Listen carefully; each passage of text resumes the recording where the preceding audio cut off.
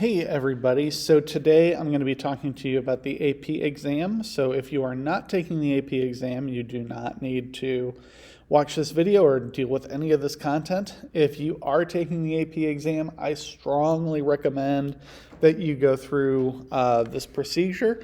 And, the best that I could say is that usually students who go through all the steps and do the extra couple things for AP score between a 3 and 5 on the test. And sometimes people who don't do all those things score well, and sometimes the people who do all those things don't score as well. But the track record is pretty clear.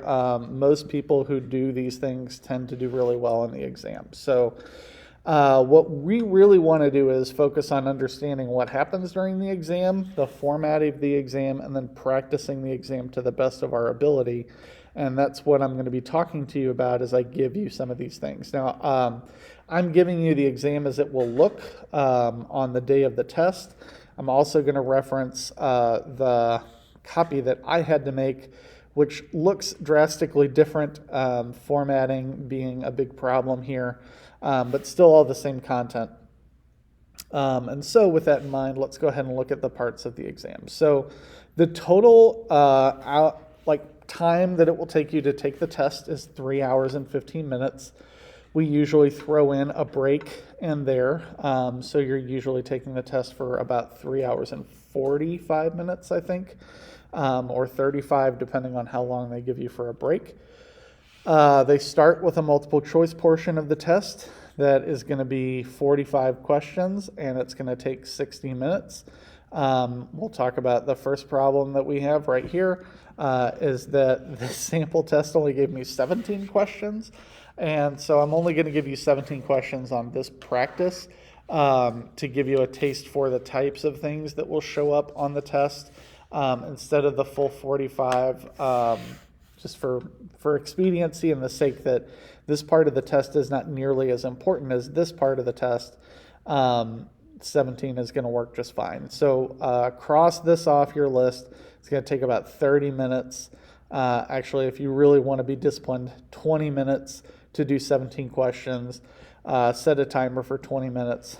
Take those 17 questions and then take a quick break and then attend to the big part, the 2 hours and 15 minutes. The questions are 45%, so you can tell each one of these questions is only worth 1% of your exam score. So the multiple choice is not nearly as important as these free responses, where each one of these is worth, more than 15% of your exam score. I'm not going to sit here and do the math. I don't know. That doesn't even make sense to me. But either way, that's the breakdown of the overall test. So what do we want to practice? Well, we want to practice, we'll talk about assessment a little later. We want to practice doing those multiple choice questions and then going ahead and doing the sample questions. So I've given you, again, here are all the multiple choice questions, the reading passages that you need to do to answer those.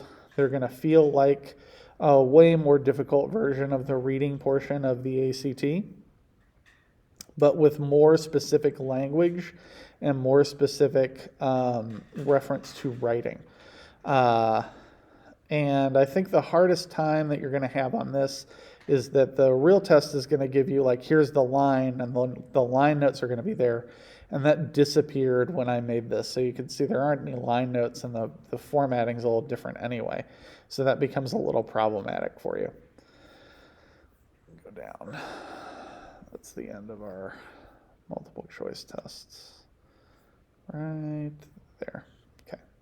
So the next part of the test is our free response, and you're going to have 3 types of questions on the free response. The first type is a synthesis question where you're going to have to use multiple sources. They give you the sources. I've also given you the sources.